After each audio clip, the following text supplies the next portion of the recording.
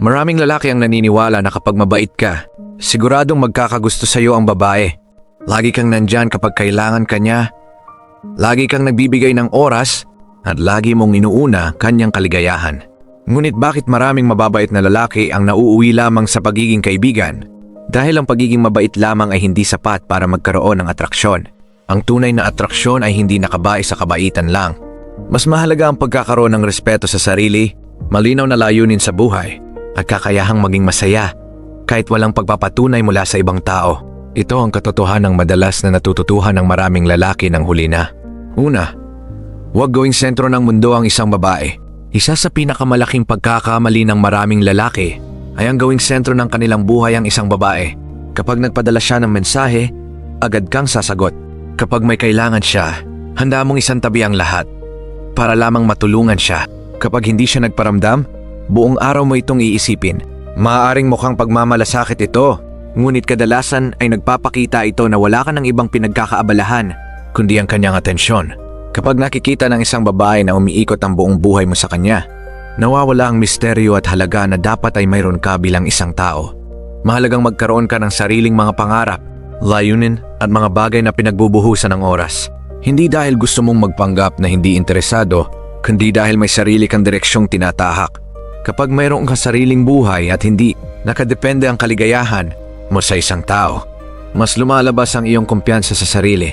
At ang kumpiyansa ay mas kaakit-akit kaysa sa sobrang pagiging available sa lahat ng oras. Pangalawa, matutong magkaroon ng hangganan at respeto sa sarili. Isa sa dahilan kung bakit hindi nagiging kaakit-akit ang isang nice guy ay dahil wala siyang malinaw na hangganan. Kapag palaging oo ka ng oo, kahit hindi ka komportable, unti-unti mong binubura ang respeto sa sarili mo. Sa simula, iniisip mong pagiging mabait ito. Pero sa totoo lang, nawawala ang halaga mo kapag hindi mo alam kung kailan tatanggi. Ang pagkakaroon ng hangganan na hindi pagiging masama. Ito ay pagpapakita na alam mo ang tama para sa sarili mo. Halimbawa, kung hindi ka available, huwag pilitin ang sarili mong mag-reply agad. Kung may bagay na hindi ka komportable, dapat marunong kang magsabi ng hindi, ng maayos at malinaw. Kapag walang hangganan ng isang tao, nagiging sanay ang iba na okay lang kahit ano gawin sa kanya. Doon nagsisimula ang kawalan ng respeto. Pero kapag marunong kang magtakda ng limitasyon, mas nakikita ng iba na may dignidad ka at may pagpapahalaga ka sa sarili mo. Ang respeto sa sarili ay hindi ipinapaliwanag. Ipinapakita ito sa kilos. Kapag alam mong pinoprotektahan mo ang oras, enerhiya at emosyon mo, natural na tumataas ang tingin sa iyo ng ibang tao. Hindi mo kailangang maghabol ng atensyon dahil kusa itong dumarating sa taong may paninindigan. Pangatlo, linangin ang kumpiyansa at sariling direksyon sa buhay.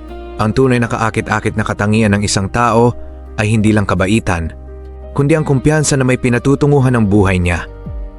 Kapag may malinaw kang direksyon, mas nagiging matatag ka sa pakikitungo sa ibang tao, lalo na sa babae. Hindi ka basta natitinag sa simpleng pagtanggi o hindi pag-reply. Ang kumpiyansa ay hindi nagmumula sa pagmamayabang, kundi sa kaalaman na may ginagawa kang mahalaga sa buhay mo.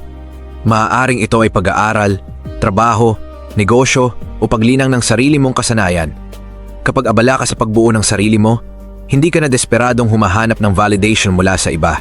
Kapag ang isang tao ay may layunin, nagiging mas interesante siya. Hindi dahil pinipilit niyang magpansin, kundi dahil may laman ng buhay niya. Nakikita ng ibang tao na may direksyon ka at natural silang naaakit sa ganitong klase ng enerhiya. Mahalaga ring matutong maging komportable kahit mag-isa ka. Kapag hindi ka natatakot sa pag-iisa, mas nagiging buo ang pagkatao mo. At kapag buo ka bilang tao, hindi ka na umaasa sa iba para maging kompleto. Tandaan, ang kumpiyansa ay hindi hinahanap sa iba. Ito ay binubuo mula sa sarili mong disiplina, layunin at paggalang sa sarili.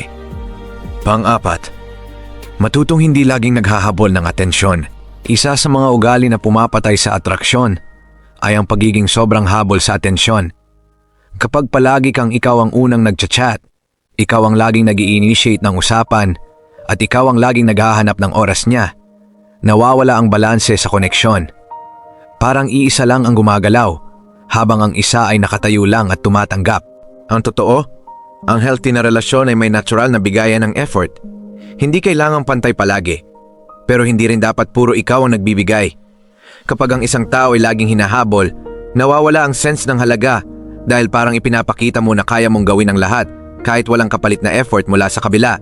Mahalagang matutong umatras ng kaunti at bigyan ng espasyo ang mga tao. Hindi ito laro ng cold treatment, kundi tamang respeto sa sarili mong oras at emosyon. Kapag hindi ka laging available, mas nagkakaroon ng pagkakataon ng iba na makita ang halaga ng presensya mo. Sa ganitong paraan, natututo kang pahalagahan ang sarili mong oras. Hindi ka umiikot sa paghihintay kung kailan ka mapapansin. Sa halip, gumagalaw ka sa sarili mong direksyon. At kapag may dumating na taong talagang interesado, kusa siyang mag-effort nang hindi mo kailangang pilitin. Panglima, maging totoo sa sarili at huwag magpanggap. Maraming lalaki ang nahuhulog sa bitag ng pagpapanggap para lang magustuhan. Nagiging too nice. Laging sumasang-ayon kahit hindi naman. At tinatago ang tunay nilang opinyon para lang hindi maiwasan. Pero sa katagalan, lumalabas pa rin ang tunay na pagkatao. At doon mas nagiging malinaw kung sino ka talaga. Ang pagiging totoo sa sarili ay hindi nangangahulugan na wala kang pakialam sa iba.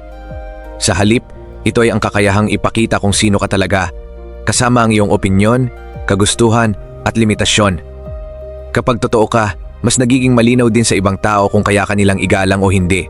Kapag nagpapanggap ka, lagi kang may kaba na baka mabuking ka o hindi ka magustuhan. Pero kapag tanggap mo ang sarili mo, mas nagiging kalmado ka sa pakikitungo sa iba. Hindi mo kailangan mag-imbento ng personalidad dahil sapat ka na kung ano ka. Ang pagiging authentic ay nagdudulot ng natural na confidence. Hindi ito pilit, hindi ito pa-impress, kundi payapa at diretso. At ang ganitong klaseng tao ay mas madaling irespeto dahil alam ng iba na hindi siya plastic o pabago-bago.